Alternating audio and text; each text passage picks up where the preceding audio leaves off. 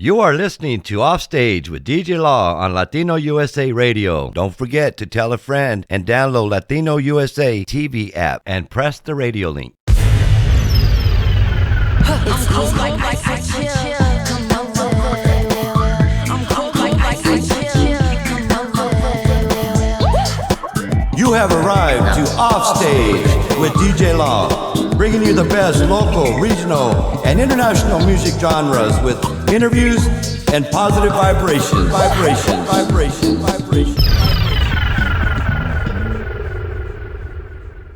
Thank you for joining Offstage with DJ Law. Offstage with DJ Law is a behind-the-scenes showcase of the artists, their music, and some of their life stories and experiences. Today, we are honored to have Andy Gonzalez, a truly legendary figure in the Arizona music scene for over 50 years. He is a multi-talented musician, songwriter, and producer. His talents have made him a musical force in the U.S. Southwest music scene, as well as parts of Europe, Mexico, Canada, and Southeast Asia. As an inductee into the Arizona Blues Hall of Fame, Andy Gonzalez has also performed with top Southwest artists and bands in all genres, including blues, Latin, rock, jazz, Americana, reggae, and country. Some of his most popular bands throughout the years include the Francine Reed Band, Raza, and Barrio Latino. Andy has original music on various record labels such as Fervor Records, Think Music, Mutiny Records, the Morale Group, as well as having music in the Universal Music Catalog in LA. Andy's music can also be heard on many motion pictures such as Ransom with Mel Gibson, The Devil's Own with Harrison Ford and Brad Pitt, Two Guns with Denzel Washington and Mark Wahlberg, McFarland U.S.A. with Kevin Costner, Cake with Jennifer Aniston, and an endless list of television song placements. Andy's deep study of his Latin American heritage and culture is illustrated in his musical works, most notably on his Fervor Records releases with his music ensemble, Andy Gonzalez y sus amigos. Andy's main goal in life is to help others and is considered a humanitarian. Andy, along with his songwriting partner Jennifer Bone, have been involved in many ongoing humanitarian efforts. For example, from 2005 to 2011, they helped create and support safe houses for displaced children in Thailand due to the Burma War. They also provided support to refugees in Sweden. These are not projects for him. This is Andy's life's calling. During the show, Andy will be playing 2 live original songs that have not been released yet. Before we converse with Andy, he's going to play a song entitled Mañana acoustically in the studio right now, live, so we're in for a treat. We hope you enjoy it.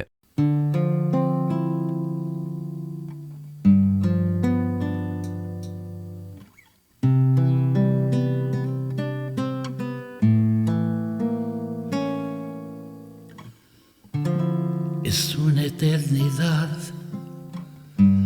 desde aquel día que soltaste tú mi mano. Yo no sé qué hacer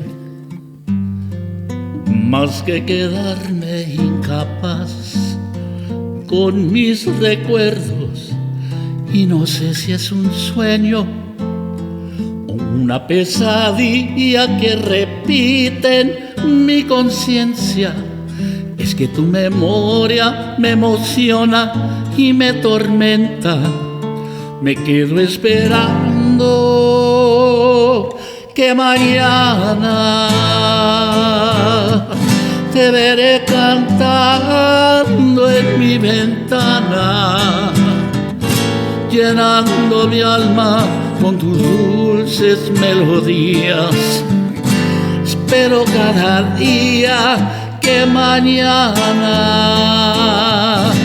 reviviremos el pasado como 2 niños mano a mano y lado a lado, para siempre caminando hacia mañana.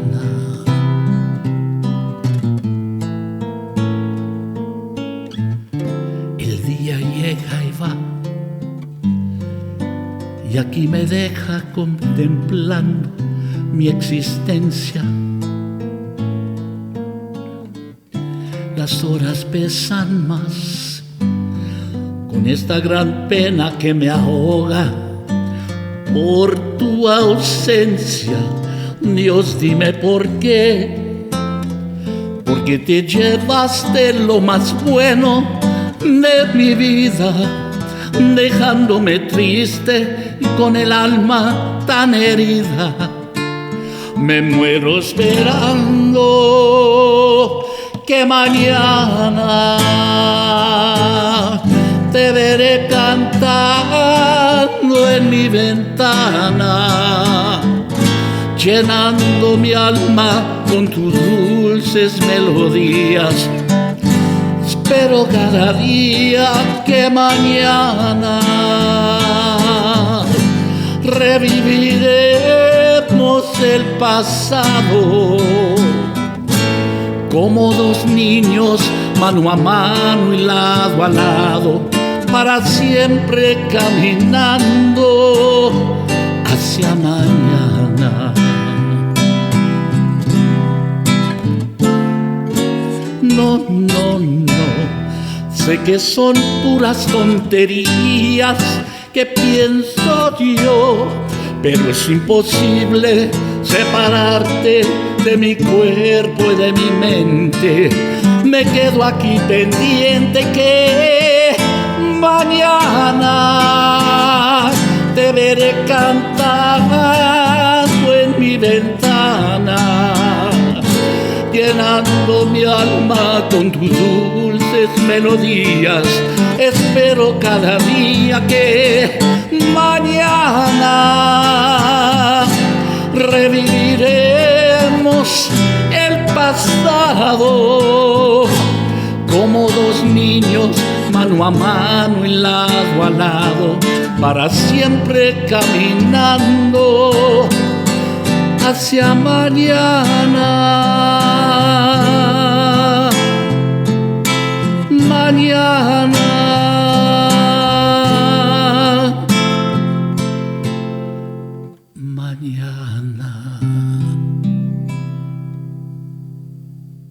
Welcome, Andy Gonzalez. I appreciate you taking the time out to come. Thank you. You know, Mañana, can you tell us a little bit about that song? That's a beautiful song, and you composed it. I started working on this song years and years ago.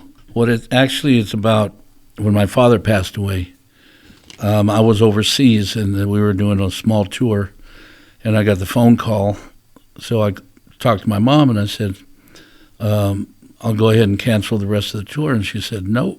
I said, you finish what you're doing. You know, that's what your dad would like, because my dad was a musician. And the whole time I was there, this melody just kept coming in my head, mañana, mañana.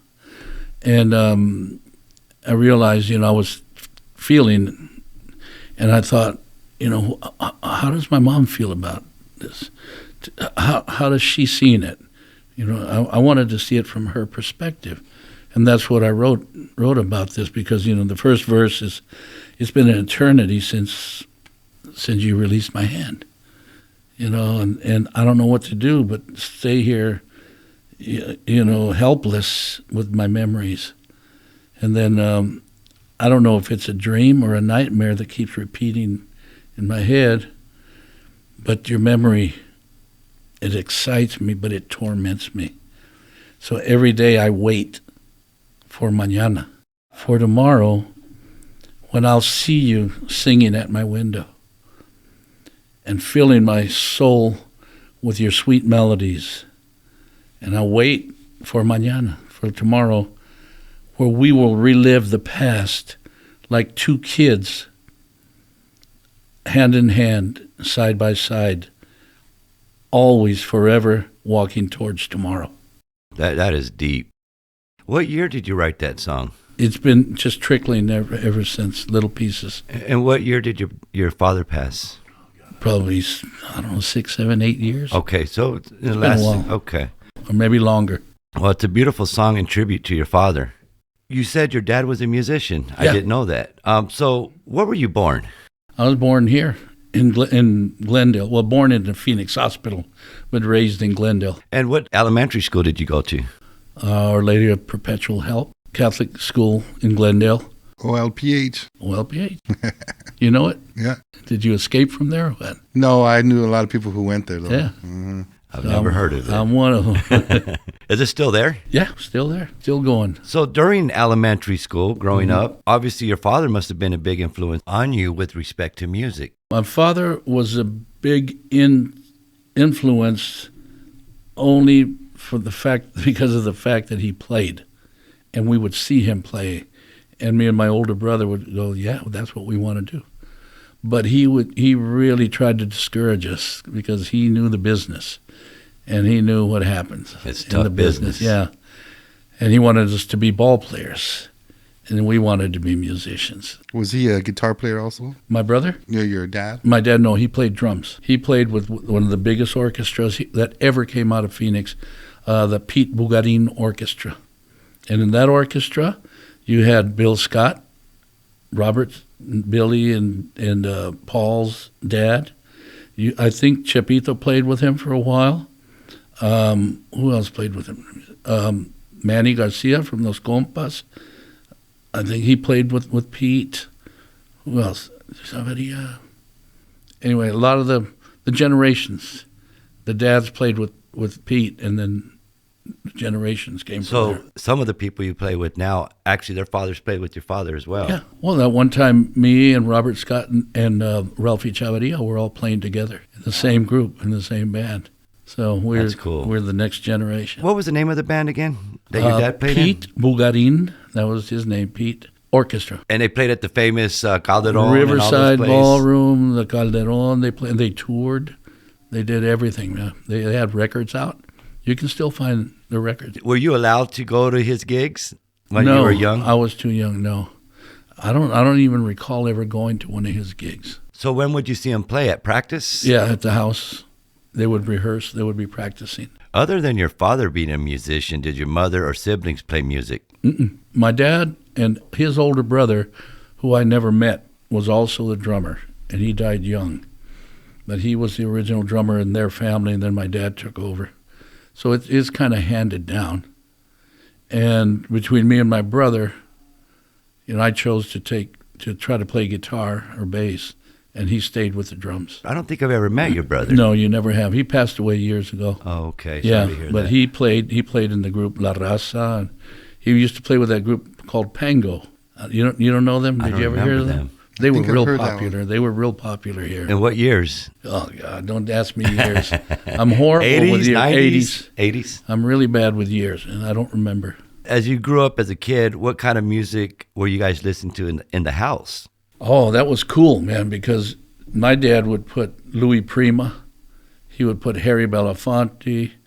He would put, some big band jazz, and then the Mexican music. During elementary school, hearing your dad playing music, listening to the music in the house when he played it on the radio or whatever he had, maybe back then 8 tracks or who knows, 45, 78. 78s, there you go. And 33s. That was before me.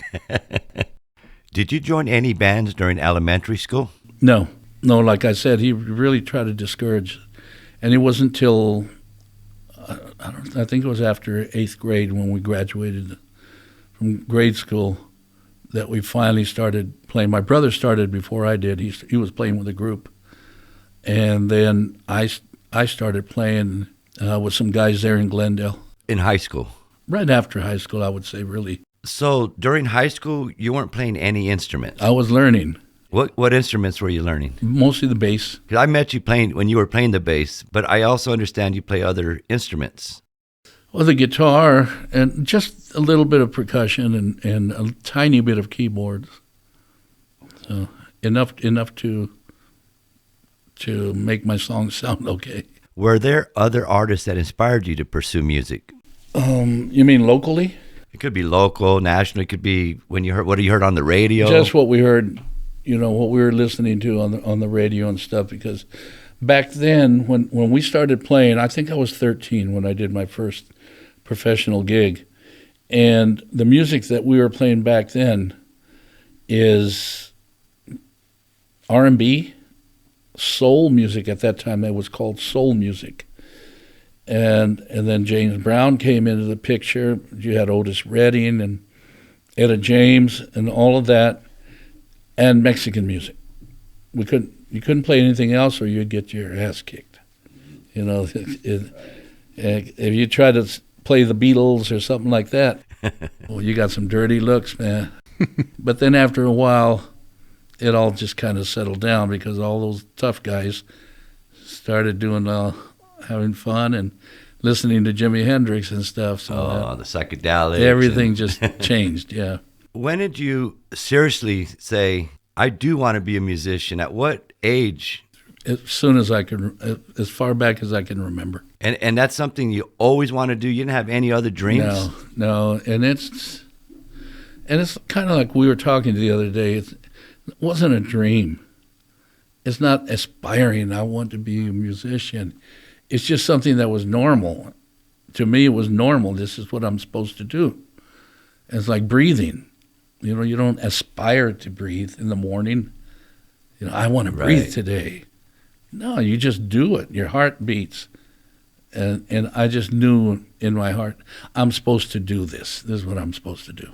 When did you actually take it seriously? Like, my first gig, I got a gig. It wasn't, and that's a good question because I didn't start taking music seriously till probably the late 70s. All the other time we were just partying and having fun, and you know, you listen to a record, you learn what the record's doing, and then you get on the stage and you have a great time, and you know, you're partying and you're surrounded by women, and then actually, our mutual friend Johnny Carrasco had a lot to do with it because when he started working with me, he was always studying, and we ended up always sharing a hotel room when we would travel, when we were on the road. And he always had books, and he was always studying. And Studying what? Music. And it got me interested. And I'm going, that's cool. So he's starting, well, check out these chords, man. Look at this scale. This chord fits over here, and this chord fits here. I'm going, man, that's really cool. And I started getting really serious about music then. Okay, so did you go to school with Johnny? Both of us went kind of part-time to North High. They had great music programs there. They had great teachers there. So we went with a lot of people that you know. Carmela, Rochelle from Sister Blue, Joey Trujillo. I mean, you name it. There was a lot of us over there. And me and Joey and Johnny would just go to the music class, and then we'd skip the rest.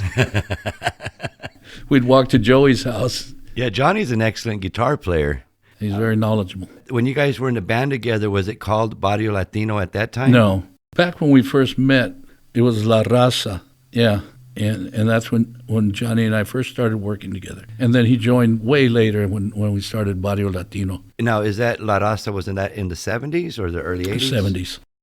It was the 70s. And Barrio Latino formed in the 80s? Not till like 1990. Oh, 1990. Because I remember hearing you guys, the first time I think I heard you guys were playing in Tempe. Mm-hmm. Tilly's. There you go, Tilly's. Baja Tilly's. Yes, Baja Tilly's. Yeah. There's another song that you have called Breathe In. Oh, Breathe In, yeah. And it's, you composed it, and it's sung by the famous Charity Lockhart. Yes. I think you mentioned she toured the world doing Aretha Franklin and Whitney Houston tribute concerts, correct? She's an amazing singer. Well, we're going to play Breathe In, composed by Andy Gonzalez and sung by Charity Lockhart. Hope you enjoy it.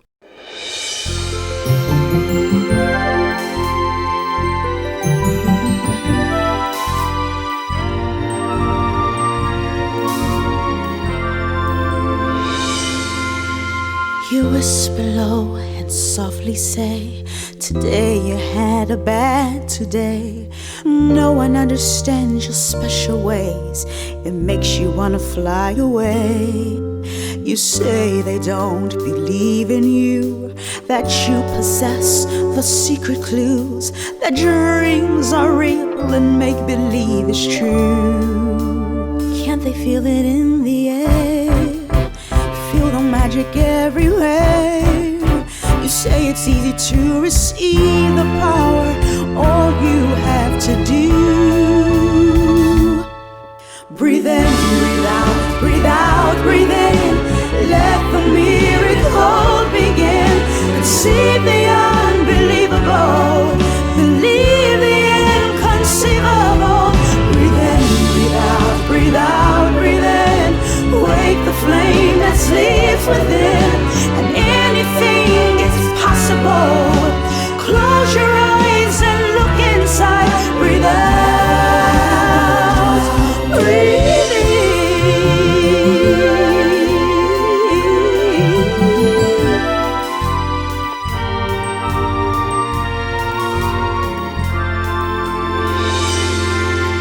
The silence of your soul sings out.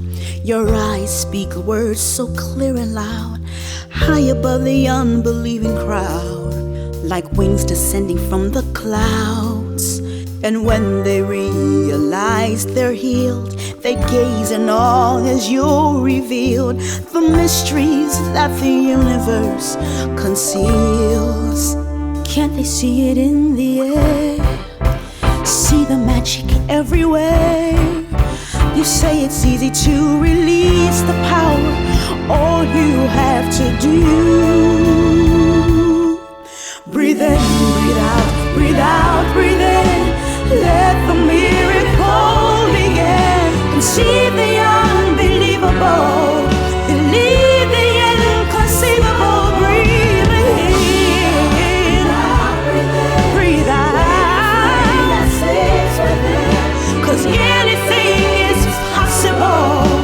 Close your eyes and look inside. Breathe out, breathe in.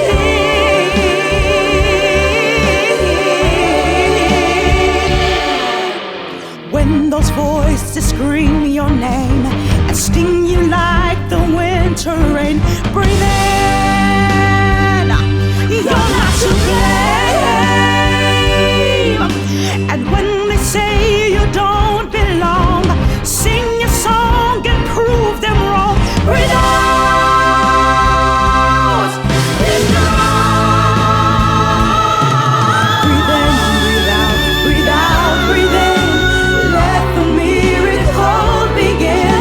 Receive the unbelievable, believe the inconceivable. Breathe in, breathe out, breathe in. Wake the flame that sleeps within, and anything is possible.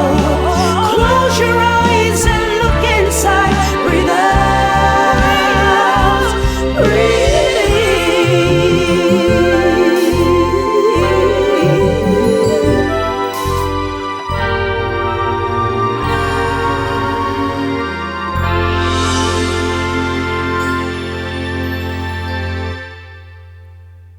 That's an empowering song, you know, to believe in yourself when others don't, and anything is possible, even if you're having bad days. Right. How did you meet Charity Lockhart? I met her twice. Gustavo Angeles brought her into Barrio Cafe. So I met her briefly there. She gave me a CD. And then Michael Reed, Francine Reed's brother, called me and said, "You need to meet this girl." And we had lunch together, and we met, and we became friends. How do you, as a producer, I mean, you created the song, and you're thinking about who can I have sing it, right? Yeah. What made you decide to pick her? Like, she might be a good person to sing on this song. Because she has an enormous range. She can sing very low to very high. She can sing gospel. She does all her own harmonies. She creates harmonies right on the spot. When you're recording in the studio, she'll just say, "Give me a second," and then she comes out with the harmonies, and she'll create new ones for you. And this song, as you can tell, is kind of a Disney song. If you listen to it, it sounds almost like a Disney tune. And I said, "Charity." It almost seems like it could be in a movie. Oh, that's on purpose. That was on purpose. The reason I wrote this song is my writing partner, Jennifer, that time she had a little girl who was just in grade school, and then her little sister, Annie, who I don't think was in school yet. And Giovanna is the girl's name, Jennifer's daughter's name. She's an amazing musician herself now, 15 years old. She's a prodigy. But she came up to me one day. She wasn't feeling good. There was something bothering her, and she didn't want to tell her mom. And I convinced her to tell me, and she said, "The kids at school don't believe that I have magic powers." And I said, "Giovanna, I believe you have magic powers. I mean, all kids do, you know?" And I said, and that's what sparked the whole song. And then they were having some issues and personal issues. And the first verse is for her, and the second verse was for Annie, her other little sister, her little sister. And just prove yourself. Don't let nobody put you down. That's all it was. It's a great song. I love the lyrics, man. We were talking about when you first started playing, you were doing cover songs, right? Of course, yeah. When did you start saying, I'm going to write my own songs? Well, it was more in the 70s when I really wanted to write, and I was no good at it, but I wanted to do it. I really wanted to do it, but none of the bands I worked with wanted to write original songs. They just wanted to keep doing cover songs because that's where the money was at. And they didn't want to do original music. So it was very frustrating for me. And what inspired you to say, I want to write my own music. I don't want to be playing other people's music. Because you feel it inside that something needs to come out. You know, Patrick, it needs to be said. I have something in here that needs to come out and be said. Kind of responsible for that idea. Yeah. It's like a birth, you know. There's something going on. The Creator puts that inside of you, and it's your responsibility to say, here it is. Even if it's not great, musically it's not great, doesn't matter. It's the message. Yeah, put the message out there. So what gave you the inspiration? I know you said it was from inside, but did you have any outside influences that influenced you to start creating your own music? It's just Writing? You inside, yes. Yeah, you're familiar with Hans Olsen. Yes. The legend here, the blues legend Hans Olsen. Well, he got me to start working with him it was the 70s at some time. And I was so happy because I knew he was doing almost all original. He did covers, blues covers, but he did a lot of originals. And I thought, you know what, I want to be with him. I want to learn from him and learn whatever I can and be with some artists that are doing original songs and get out of that top 40 cover thing. Hey, he's one of your mentors. Do you have any other people that were mentoring you along the way? Here? Yes. As far as musicians, Francine Reed has always been a mentor to me. My dad, I loved playing with my brother. We had a really strong chemistry when we played together. Drum and bass. Yeah, drum and bass. And Hans Olsen, I know I'm going to overlook people, but maybe we can come back to it later if I think of it. Some other people that really, really influenced me. And there are people today, that I love hearing. Chuck Hall. Every time I hear him play, he just takes you to a whole different level. There's a great pianist, Nicole Pesci. Have you heard her with We Three, the group called We Three? I have not. She is amazing. I listen to these people and go, okay, thank you. I may not be as good as you, but you're taking me to another place. And what type of music do they play? Well, Nicole can play anything, but she's really right now in the jazz field. And Chuck is blues, Texas blues, and he does a lot of originals. So what was your favorite genre to play in? There is none. Just open. It doesn't exist, yeah. Good. It's just like food. What's your favorite food? You went to Thailand, I love Thai food. I love Mexican food. I love it all. Like people, how can you say who's my favorite? Who's your favorite group of people? You can't. It's impossible. Everybody has something they like about someone. Yeah, and it's like people say, "Oh, what's your favorite song that you wrote?" That's ridiculous. There's no way of saying. I know some people, they have a song that blows up and they don't even like it. Yeah, exactly. It's not their favorite. Right. You've been in the music business over 50 years. Yeah. And I'm sure you face many obstacles along the way. Mm-hmm. Can you give us an example of obstacles that you faced and you overcame and how you did it? Yourself. So, for example, wanting to please people, wanting to look a certain way, even act a certain way because I want everybody to accept me. Partying when you really don't want to, but you do it anyway, or you're trying to impress somebody or impress girls. I think that's your own worst enemy when you're in this field. Most of the arts, you're your biggest wall, your biggest handicap. I mean, how do you feel about that with your art? You get stuck like that sometimes. Like, well, if I don't paint this certain way, they're not going to like it. 100%. I paint to sell, and I paint for women because they're the buyers. You know what I mean? That's a good point. It's very rare that I actually do art for myself. Like these two songs are just songs I wrote from the heart, okay? You're talking about Mañana y Home Tonight? And I've spent, not to get all off the subject, but I've spent the last 11 years working with Fervor Records from Phoenix. Yes, tell us about that. Well, Fervor Records has been there. We're getting ready to celebrate the 35th anniversary. A lot of people, musicians, don't even know who they are. They've been in the business for 35 years. And what they do is they focus on putting music in film and TV and all other medias. Okay? And that's what they focus on. They're not focused on making CDs and selling CDs or making you a star. You know, they put songs in movies and CDs. And there's a lot of competition in that. You know, the markets are big, but you know, what I really learned from them is when we produce a song, write a song and produce it, it's got to be the quality of the level of, what do you call it, industry level. We can't just put something together and say, here, like it. Where is Fervor Records located? Right off of 17th Avenue, just east of Peoria, east of 19th Avenue. And they're located in houses. It's not even commercial buildings. They started in one house and just kept there. They took over another house, then they took over another house, and all three houses are operating. Maybe I shouldn't have said that. Maybe the IRS is listening. Zoning. Oh man! So what my point was in starting to talk about Fervor is we do that for money. Absolutely. We're all in it for the money, even though there's a lot of art, even though we're always pushing each other, we can make this song better, or those lyrics can be better. Even though we're doing that, you know, we all know we're in it for the money.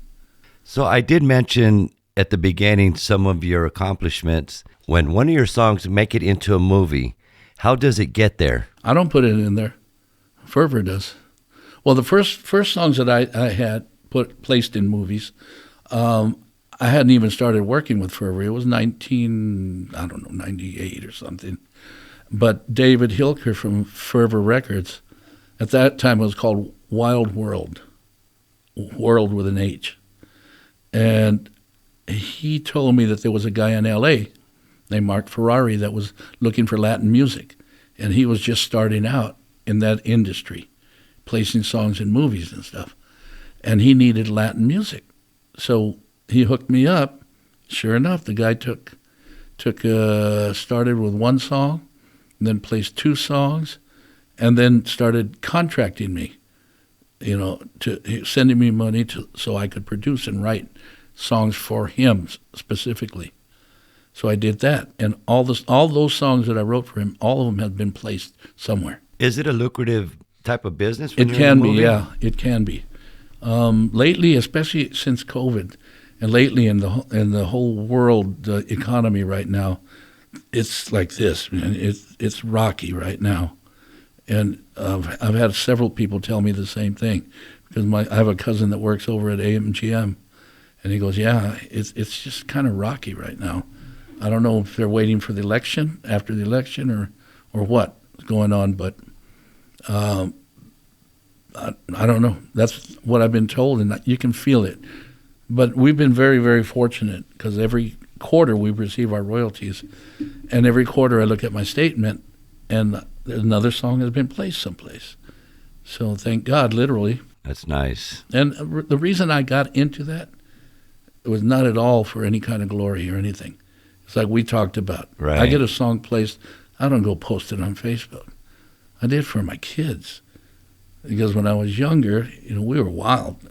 And all the money I made, and I was away from home a lot, and the money I made just went up in smoke, you know. And then when this thing came to me, fell in my lap, kind of, I said, oh, this is something I can leave my kids. And you can do that. I call it like an estate plan. And you contact... Like a beneficiary. Yeah, you contact BMI when I pass away. Mm-hmm. They have all the directions and everything. You call BMI, contact BMI, and then everything gets transferred into their names. So all these songs that I have had placed, they will keep receiving the royalties for that. And all of the many songs that are still at Fervor that they have in their library that I've written and produced that haven't been placed yet, all of that will go to them. So I thought, oh, this is something that I can. Yeah, you don't see many musicians doing that. I've never heard of that. Yeah, That it is exists, cool. bro. It exists. Yeah, That's most nice. musicians are just used to, let's learn a song, let's play it in the bar, let's get our money, and we're done. Right. Now, this is a whole different world. Your state of mind is different, and I see that your music covers all genres. Basically, you're open-minded like that. Oh yeah, and that's nothing I think about. It just happens. Well, we're gonna play another song called not Señorita, but Sonorita. Sonorita. You composed that. It was sung by Benny Banda, who used to play with the band Califas, Yes, right? correct. How did you come up with this song, Sonorita? I was doing a CD. People like now we were just talking about people disappearing. They're dying, you know. And I had a lot of friends that were passing away back in 19 whatever it was or 2000 something when I did this. I did an album. It was called Mr. B and the Stingers, and it's supposed to be kind of like a East LA old school. Every song is like an old school song, but it's all original stuff. And there's a barrio right across from where I live, and it's called Sonorita, Little Sonora. And it's probably one of the oldest barrios in Glendale. And I had memories of being there. And Benny Banda was born and raised there, and he was a singer that sang in the first band I ever played with. So I wanted him to sing the song. And basically it's about that little neighborhood called Sonorita, and it's part of the album called Mr. B and the Stingers. Nice. Well, we're gonna hear that song right now, and I hope the audience enjoys it.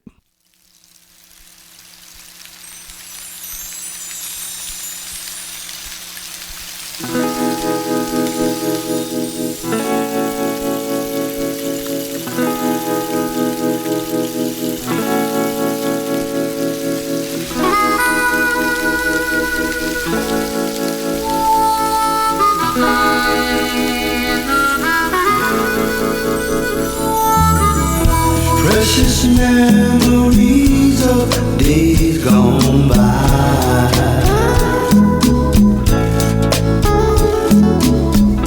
Take me to another place and time.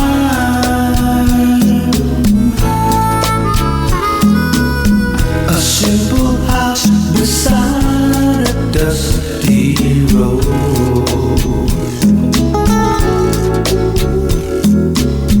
A little barrio that I call my own.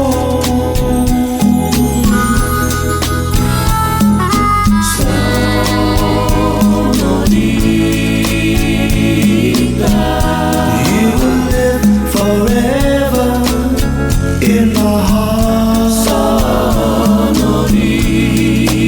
Sonorita.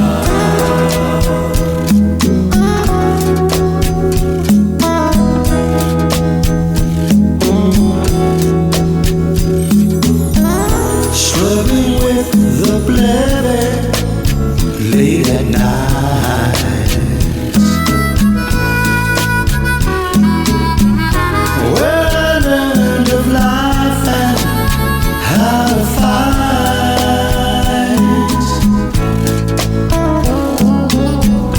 Tattoos on my body tell the tale.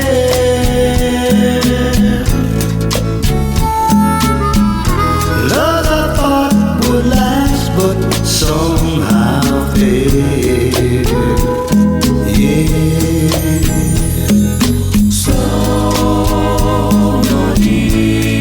Sonorita, you will stay forever in my mind.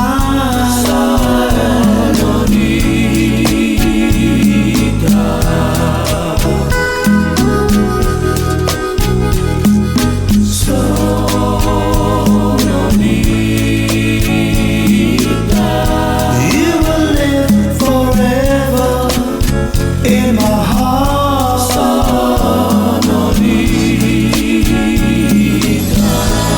Every night I dream that I return,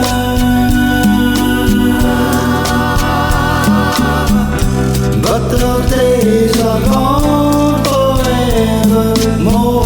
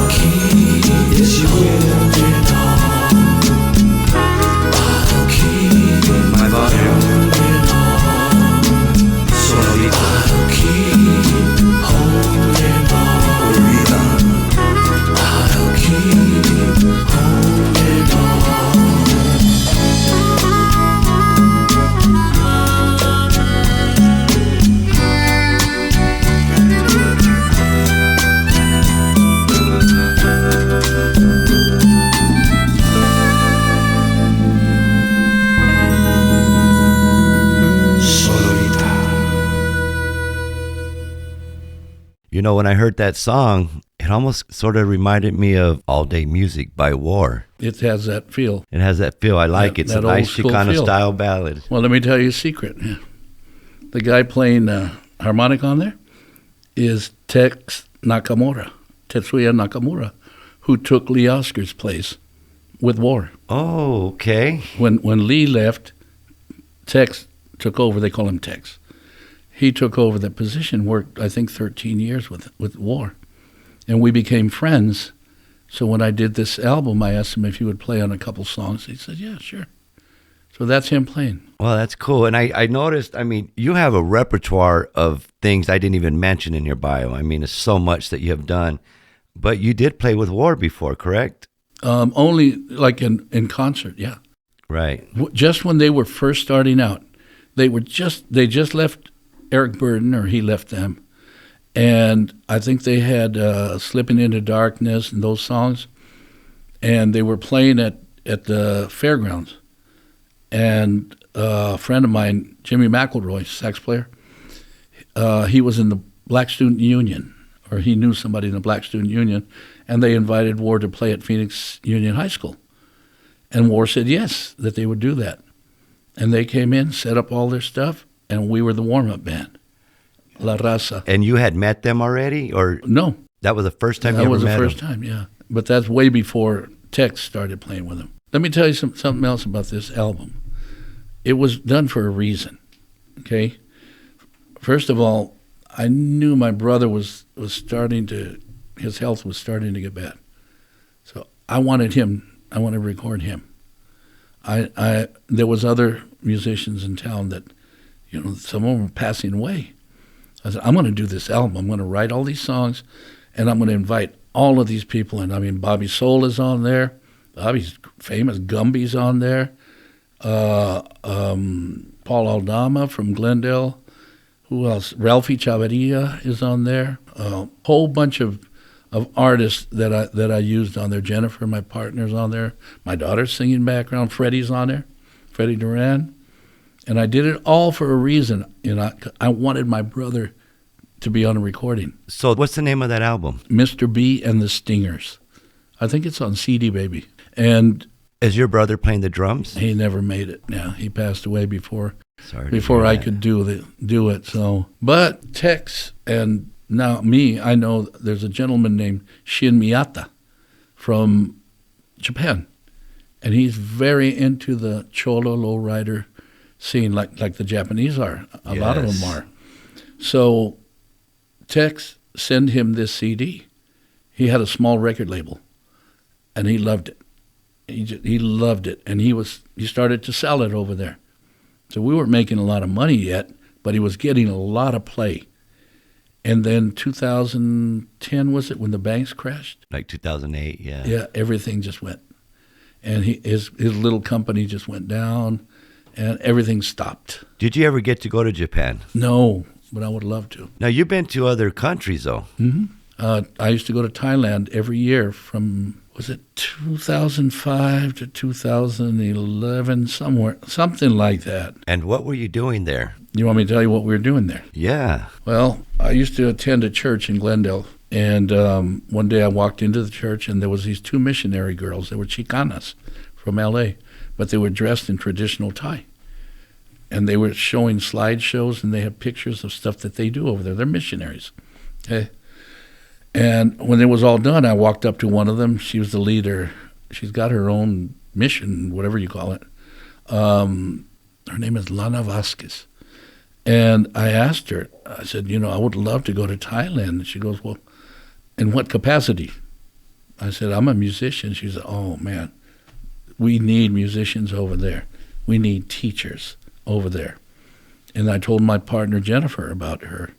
So it was, I think the next day or so, we met and we talked about it. And they said, come down. We'll introduce you to some people there. We're like, we don't have any money, you know. And just, it's funny how the universe works. Good friend of mine was coming into town. She's very, very wealthy. And she told me to bring Jennifer, come sing for her son's birthday. And we told her about Thailand. And she goes, why don't you guys go for a couple weeks and see what's going on? She liked to help promote women to start businesses. She said, go see who you can meet. And when we went over there, we were introduced to a very, very small church over there, and it was in a ghetto, bro. It was a barrio, dirt roads, chickens running across and stuff. And we spent 2 weeks with them teaching music. But they look different. And I kept telling Jennifer, they don't look Thai. They look almost Native American. And finally, I just asked the pastor in charge, the lady, I said, what are you guys? She goes, we're Burmese. We're actually from a tribe called the Karen tribe. They're hills people, mountain people. And Karen is how it's spelled. And I said, well, what's going on? What are you doing? She goes, we need help. And we said, well, what? How can we help you? She said, we're rescuing children from the genocide that's taking place over there in Burma or Myanmar, where we bring the orphans across into Thailand, to the mountains there in Thailand, and we keep them in what they call safe houses, which is any kind of a house, as long as the kids are safe. And we have to provide them with food, with education, with clothing, with everything, medicines, everything. And we said, well, we'd like to get involved in that. And we did. We got involved. I'd come home, and I'd put on a little show here, and all the heavyweights would come out, Francine Reed, Hans Olsen, Walt Richardson, Dennis Rowland, all these people would come out and perform, and we would raise money. And then we would go back, and we would see, okay, what do you need? Oh, we need shoes. Okay, we got the money. We need plumbing. We got the money to do that. And this went on for 6 years. And we helped rescue a lot of children. And we performed at a lot of orphanages. We were actually invited to go to a leper colony. And I don't know what happened, but it got canceled. And we said, yeah, we want to go perform for them. And there's still leprosy going around. And you also help refugees in Sweden? In Sweden, we performed for refugees. And where were those refugees from? Iraq, Iran, Afghanistan, Russia. They're from all over the place. What happened, we would go over there for at least 2 weeks at a time. And I would always tell my manager, on our day off, I want to do something. I want to do either play for a children's hospital or old folks home or something. And it just so happened there was a hotel right down the street from where he lived. He lived in the farmlands. And they converted it into a refugee place. So he goes, there it is. So on our day off, we went over there. We set up a PA, and they let us into one of the rooms, and mostly it was children. Nobody spoke English. None of them spoke English. And we just started performing for the kids, and they loved it. They were jumping up and down. They were grabbing They're the mic. best audience. Yeah.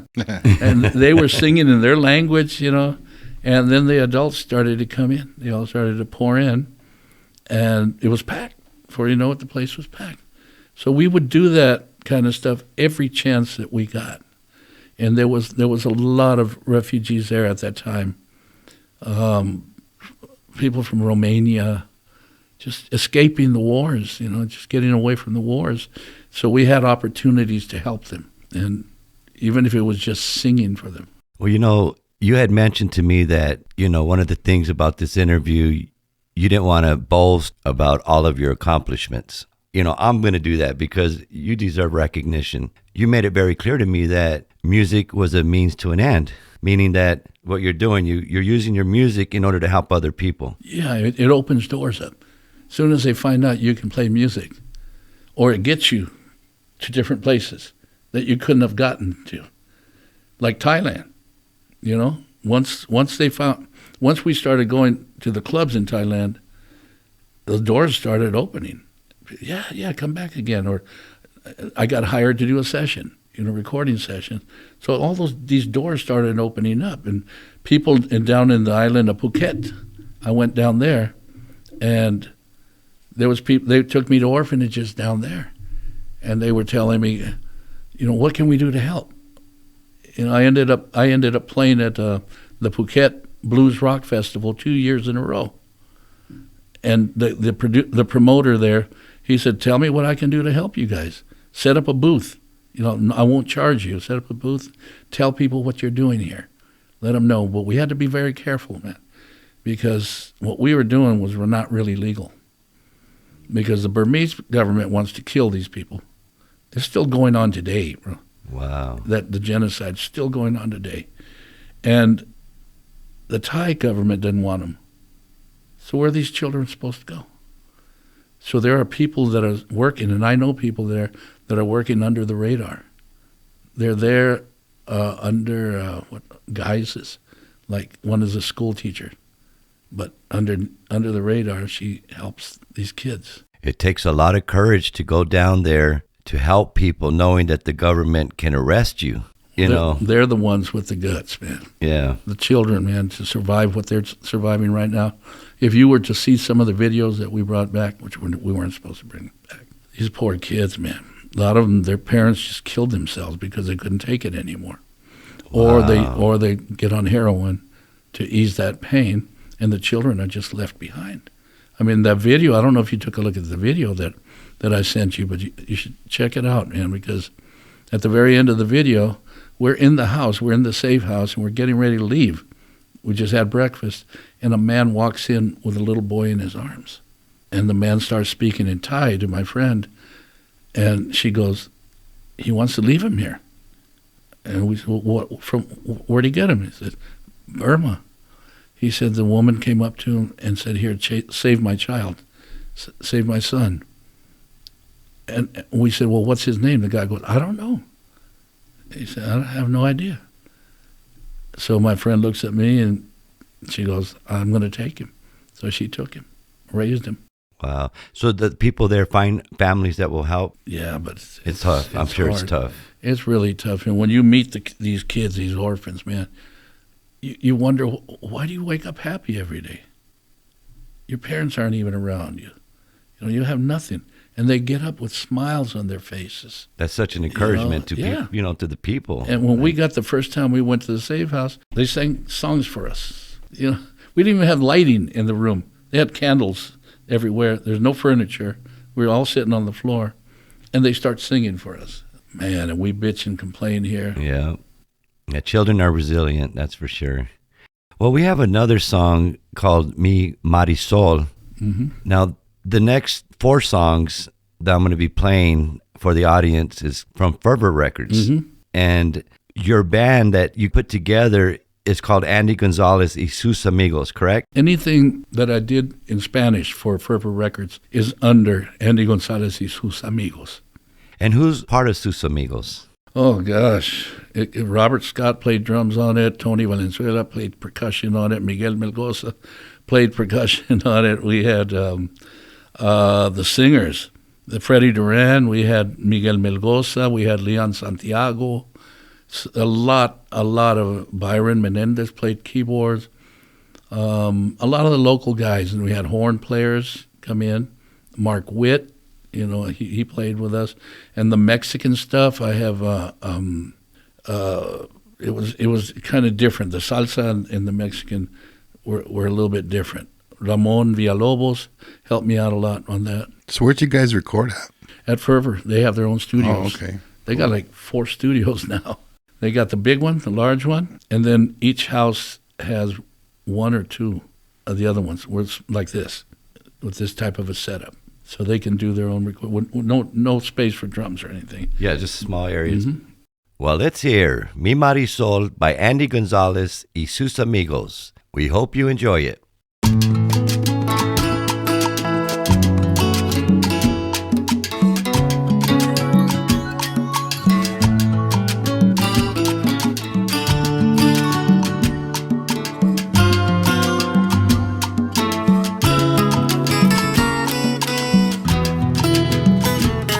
Cuando quiero escapar y perderme en un lugar donde nadie me halla, voy a la playa con mi marisol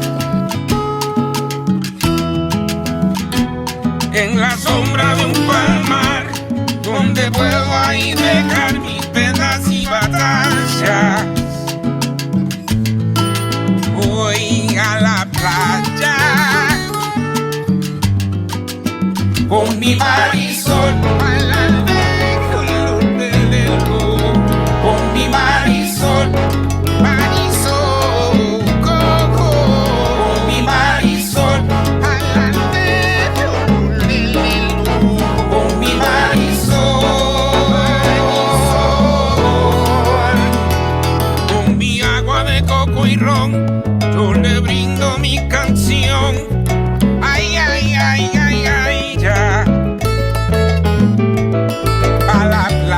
playa con mi marisol,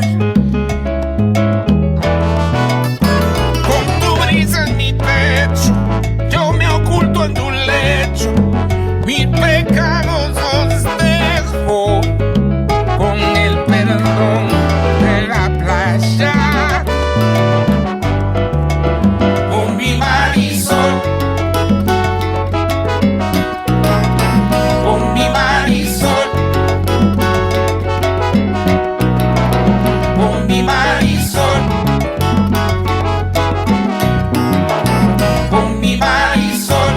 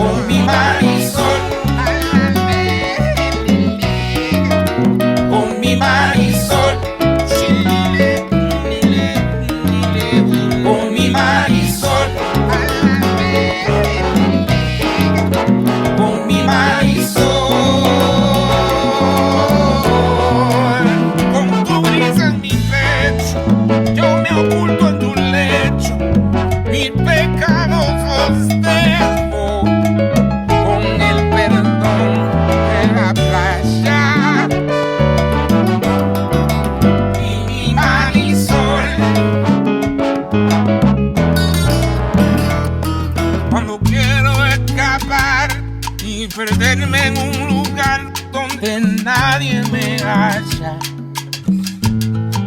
Voy a la playa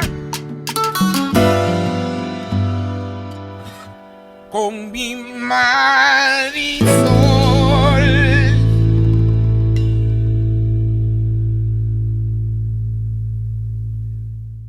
I like that song. It almost sounds like Gypsy Kings meets salsa. Yeah, I have a funny story about this song. The singer, Leon Santiago, is what did he call himself? A born-again Jíbaro, the Jibaritos from Puerto Rico, the Hills people, okay? And he's an incredible artist, man. Really good songwriter, everything. Plays guitar, plays percussion, and plays the tres, or the cuatro, which is a Puerto Rican, I don't know, one of them.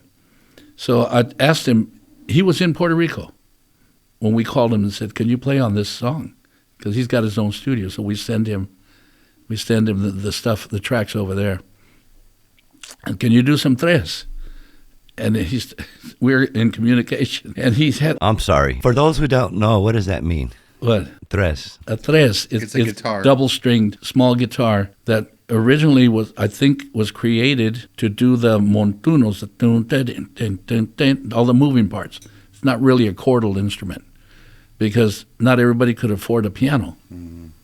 So somebody got smart and they created these little guitars that would do those lines. Thanks for sharing the knowledge. So Leon, we were in the middle of something, talking to him, and Leon, I would like for you to play this, or I'd like for you to play that. He goes, wait. We're going to have to wait a minute. I said, why? He goes, because the chickens are crowing outside. The chickens are...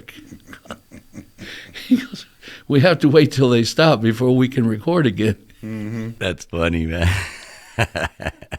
Oh, my God. I have a friend of mine that's recording out of his house, and he goes into the closet and puts a bunch of blankets and hopes that no cars go by. Yeah. It's funny, you know. Yeah, it was raining over here, remember? We could hear. Oh, that's true. Yeah, we had to stop recording because of rain. Something else about this song, okay? I told you I have a writing partner named Jennifer Bone, and she is an inspiration. She's one of the people that inspires me greatly, man, because she writes beautiful songs, and her melodies and her lyrics are always blowing me away. You know, why can't I write like that? But when I started doing this project for Fervor Records, I always call her up. I said, Jen, give me some ideas. Just throw some ideas at me. And she was driving around one day, and she got this idea, and she had her phone set up. She put the recorder on, and she started singing, la la la la la la la La la la la la la la la la la la la da da da da da da da. And she sent that to me. I go, that's beautiful. That is a beautiful melody.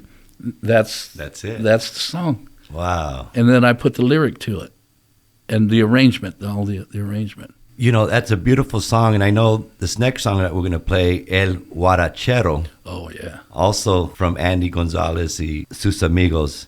Can you tell us a little bit about that? That's in Spanish. I kind of caught the lyrics. I don't have shoes or a hat, but I have some sandals or whatever. Right. Is that? Am I getting it right? You're close. Okay. You're Can you getting it explain close. what it's about? Yeah, guarachar is to party. A guarachar. So a guarachero is a guy that loves to party and dance and stuff. Oh, then I had it wrong then. I'm thinking You're close. huaraches. No. The guy who makes huaraches. Yeah. No, you're close. You're close. You know, when they call me to do these songs, a lot of them, I take older songs that I had and I use them and just remold them and shape them. But this one, I just wanted to come up with a story. I made this all up. There's not really a guarachero, but I wanted to make it about guys that I've known. I guess I can't really use examples. You know, guys that would come to the clubs that loved to dance, and didn't matter how they were dressed or anything. They didn't have shoes, they didn't have hats. They would just love to come to the club and dance, and that's what this guy is. He's the one that comes and with his girl, and they dance all the time. Right on. Well, we're going to listen to El Guarachero, and I hope the audience enjoys it as much as I do.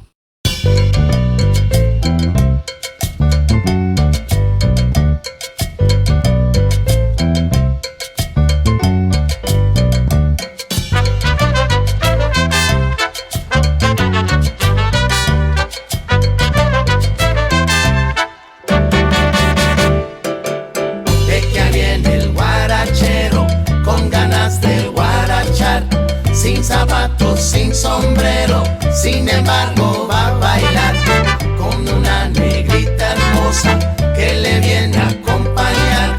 Esa música sabrosa los invita a guarachar.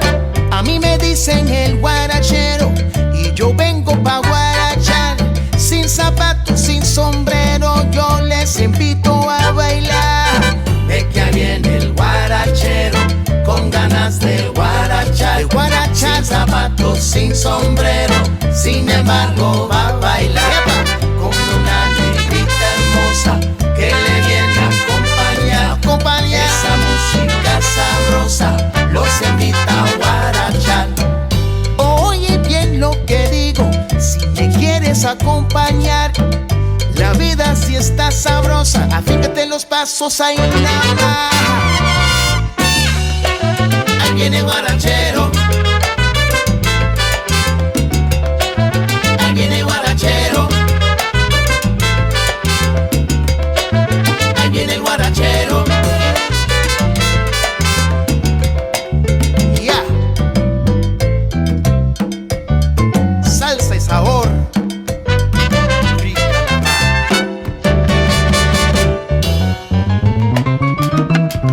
la habla piano.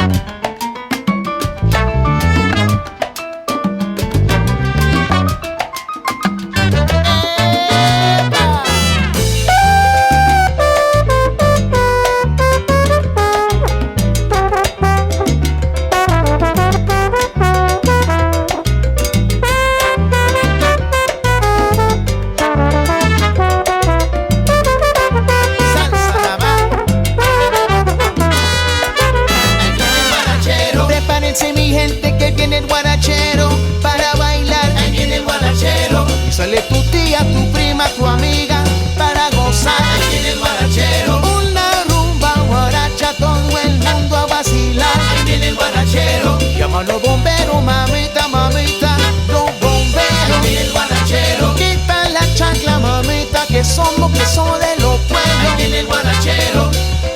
¡Eva!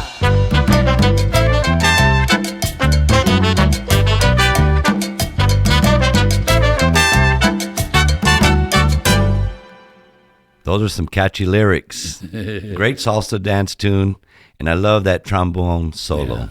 Yeah. So you were kind of telling us about the song. It's about a man that doesn't care, right? He goes into the bar. Going to be the first one to jump on the dance floor. And he's always got that woman that comes with him all the time. And una negrita, hermosa, or whatever I said. And he's going to dance to every song and just get the party started, like Patrick was saying. And that's who the guarachero is. But that's the great Miguel Melgoza singing on this. And I think he also played percussion on it. He's living in Tucson now, but he is an amazing talent. Is he from here, or is he Puerto Rican? Or I believe he was originally born in Oakland or San Francisco or something, and then moved over here and lived here for a long time, then went back and then came back again. He's a salsero? Yes and no. He does salsa incredibly well, but he also can sit with his guitar and sing and do original songs in English. Right that on. are really good. He's very, very talented. No, it's an awesome song, man. Sounds like a big band. You know? Yeah. And all that ending that you hear, that's him. He's making all that up. He's Incredible. ad-libbing all that. Wow, he's good. We have two songs I want to play also from Fervor Records, and these are from Francine Reed.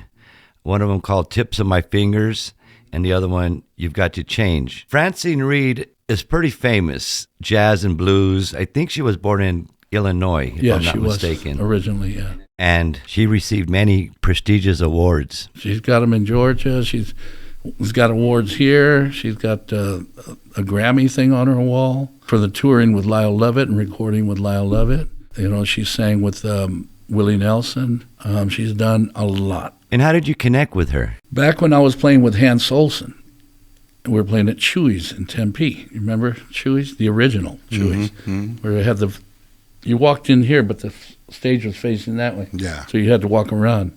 And every night that we were there, at a certain time, this group of women would come in just hollering noise and waving to us and going to the bar and drinking. One day I said, Hans, who are those people? She goes, that's Francine Reed and her crowd. I said, who's Francine Reed? And then one day I got a call from her, at that time manager. And that's when I was just getting towards the end of my gig with Hans Olsen. And this guy called me. He goes, Francine Reed wants to meet you. She wants you to join her new band. She was going to get out of the straight jazz and start doing some more R&B. They were raised gospel singers. So she wanted to do harmonies and stuff that she couldn't do in the jazz band. So we spoke, I met with her, and the rest is history. She's a great singer. Well, we have the honor of hearing her sing on one of Andy Gonzalez's songs he composed called Tips of My Fingers. I hope you enjoy this jazzy tune.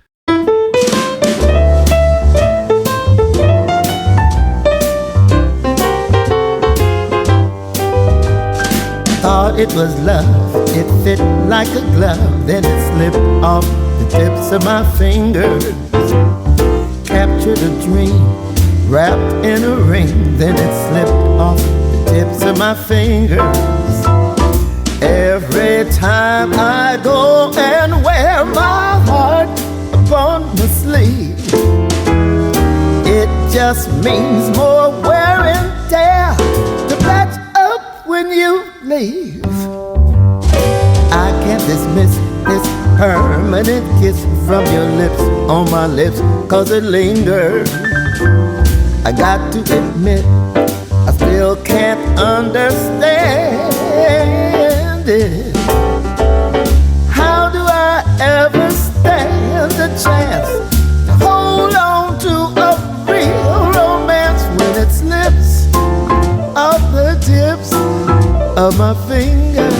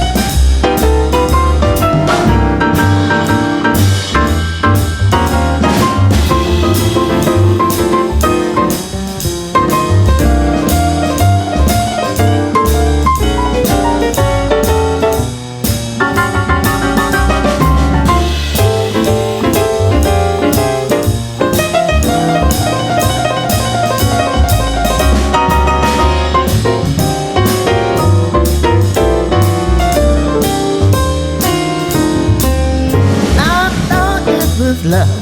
It fit like a glove, then it slipped off the tips of my fingers.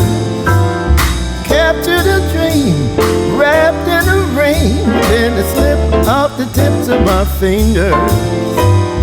Every time I go and wear my heart upon my sleeve, it just means more wear and tear to match up when you leave. I can't dismiss this permanent kiss from your lips on my lips, 'cause it lingers.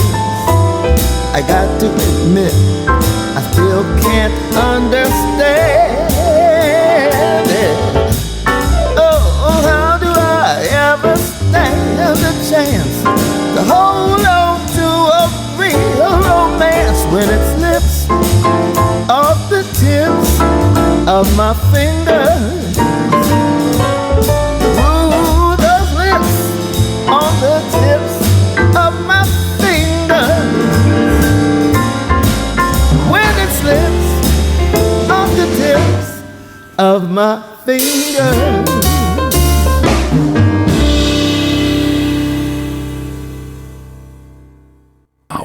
That's an amazing song. God, those players are. So yeah, I was going to ask you, like, you created a jazz song.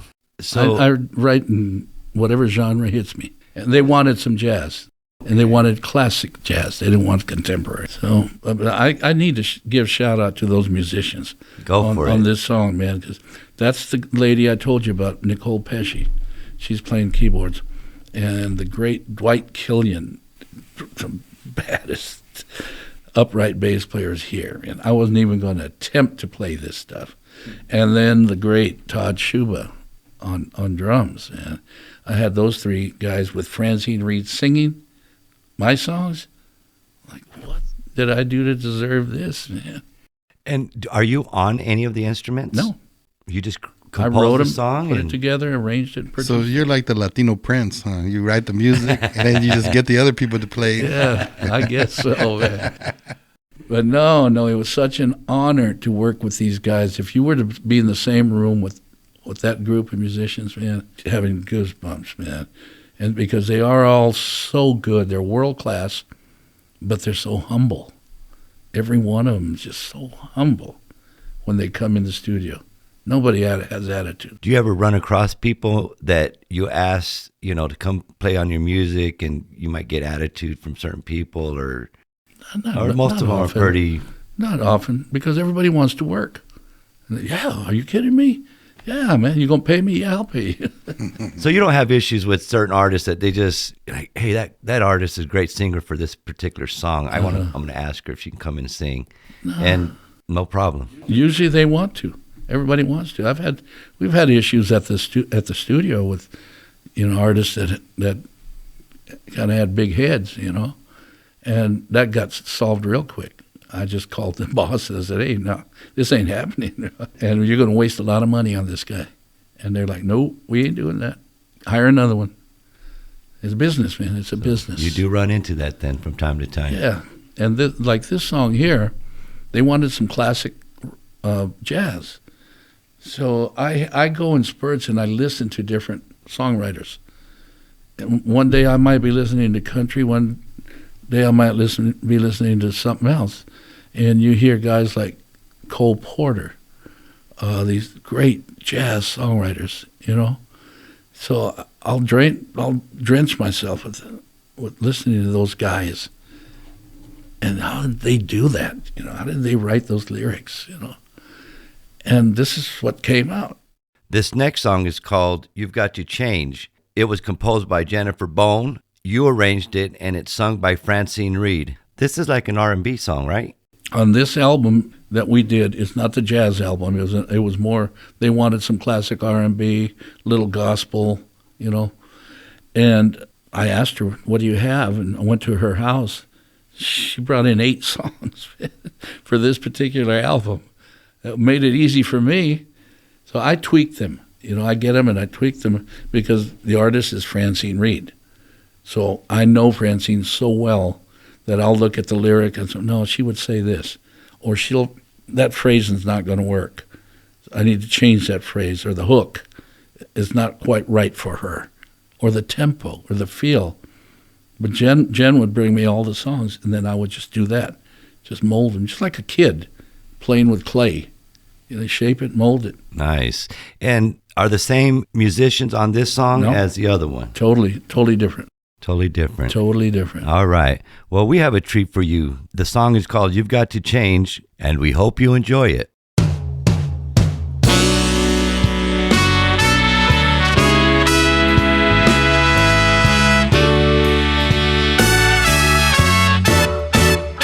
I know you're weary, baby.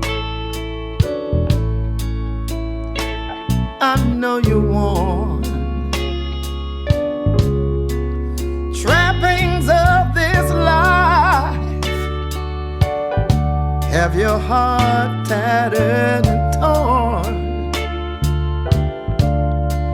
There must be a better way. Is there a chance? I know there's a better way. You've got to change. You've got to change. Change your mind. Change your mind. Start treating me right. 'Cause I don't wanna have to leave you behind. You've got to say. You've got to say what you're keeping inside. Speak from your heart. 'Cause we're running out of time. You used to touch my face and tell me all your dreams. Now you dream in a distant place, and your touch is out of the reach. There must be a better way. Is there a chance? I know there's a better way. 'Cause you've got to change. You've got to change. Change your mind. Change your mind. Start treating me right. 'Cause I don't wanna have to leave you behind. Don't push me away. Don't push me away. I'm right by your side. Right by your side. Show me your heart. 'Cause we're running out of time.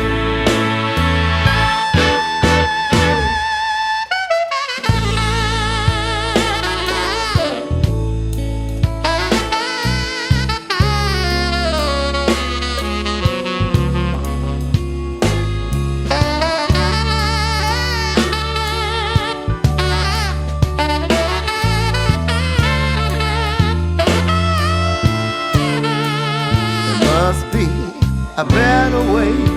Is there a chance? I know there's a better way. 'Cause you've got to change. You've got to change. Change your mind. Change your mind. Start treating me right. 'Cause I don't wanna have to leave you behind. Don't push me away. Don't push me away. I'm right by your side.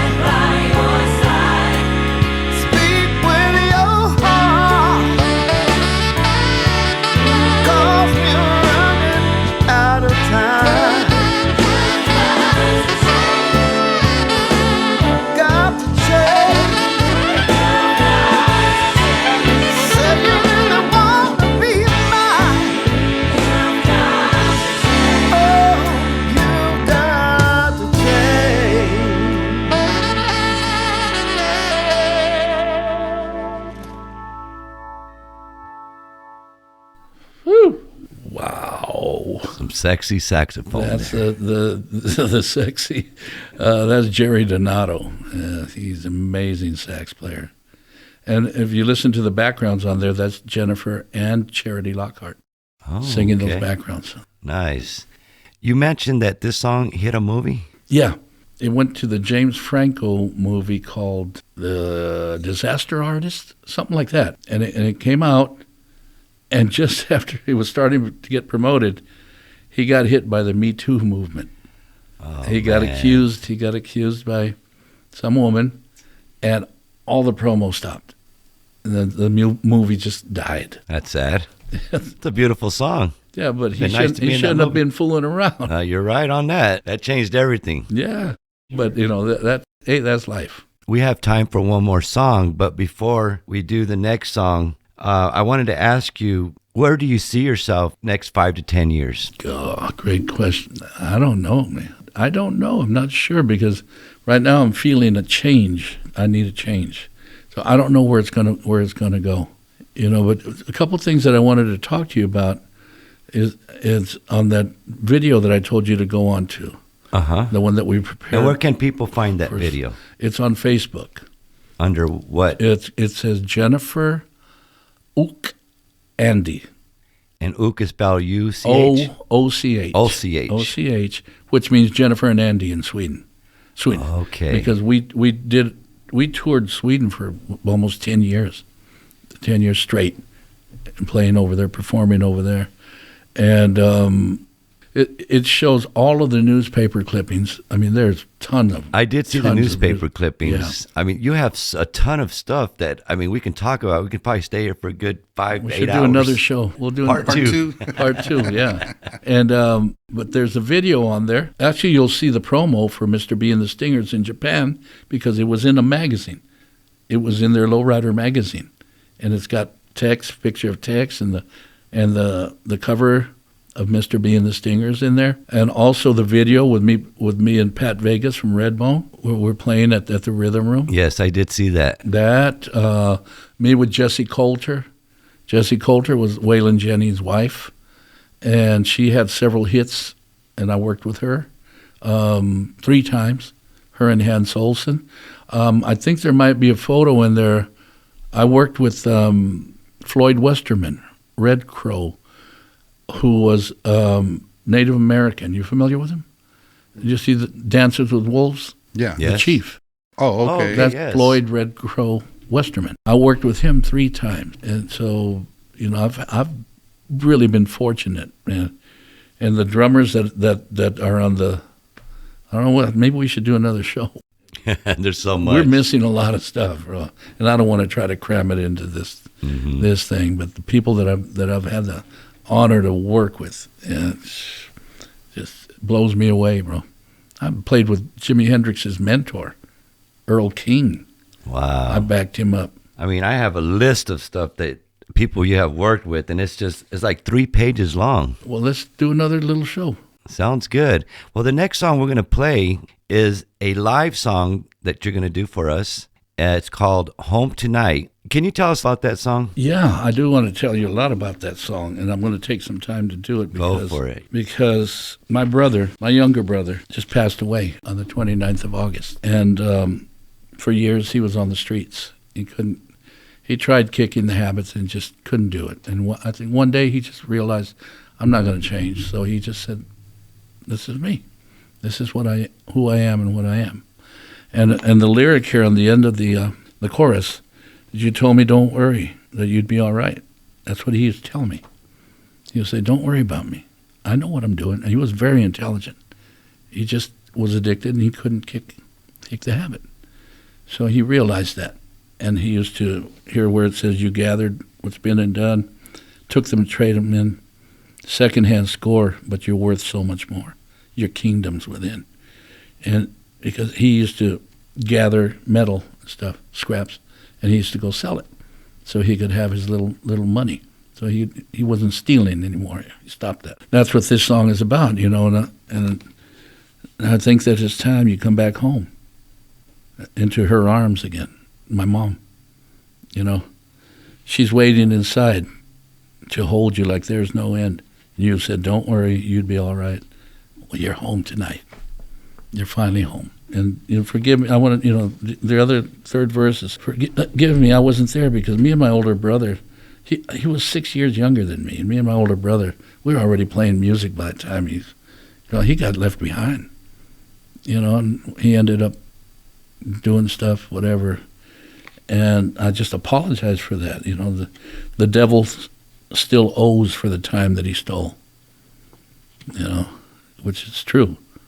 He took him away from us, and just says it just wasn't fair. And I still see your face, and strangers that walk by, and I see his face on them. So that's what it's about, just. Wow, that puts that in perspective. I hope you guys enjoy this live song that Andy Gonzalez is going to play for you acoustically in the studio right now, live, and it has not been released yet, called Home Tonight. Looks like it's raining again. Feels like it ain't gonna end.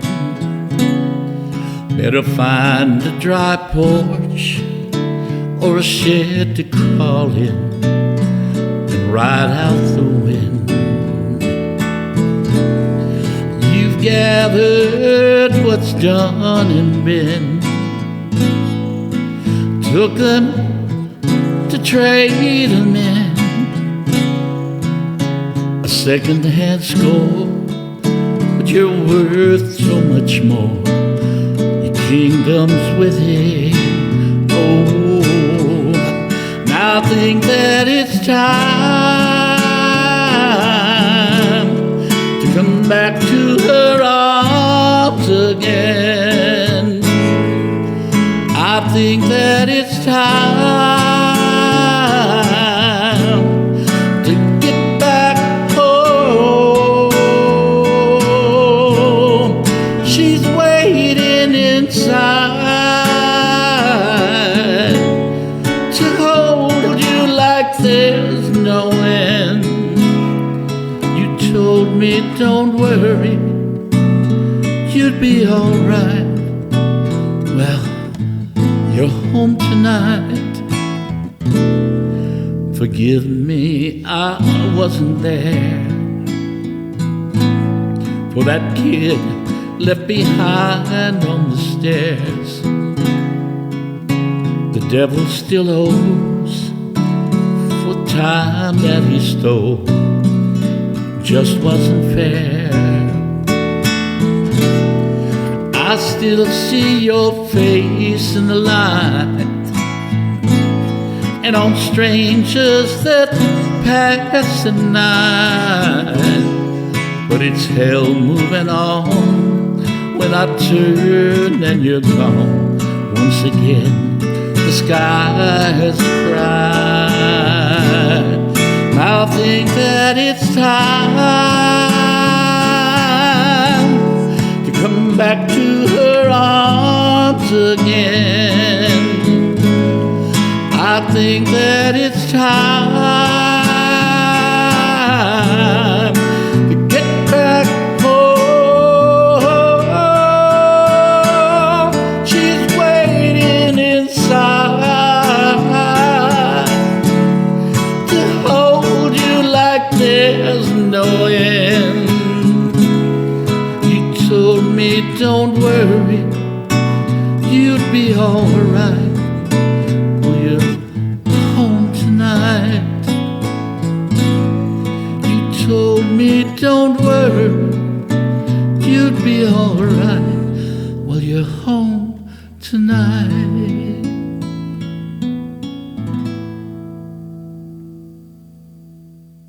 That's a beautiful song about your brother, Andy. Thank you. I wanted to ask you, you've had a lot of mentors along the way. Are there any other mentors that have helped you that you forgot to mention? Yeah, the Jordan brothers, Steve Jordan and Bonnie Jordan. They were stars back in the 60s, and Steve kept recording all the way through the 70s and I think the 80s till he passed away. And Steve was a genius on the accordion, the button accordion, but he was also a great guitar player.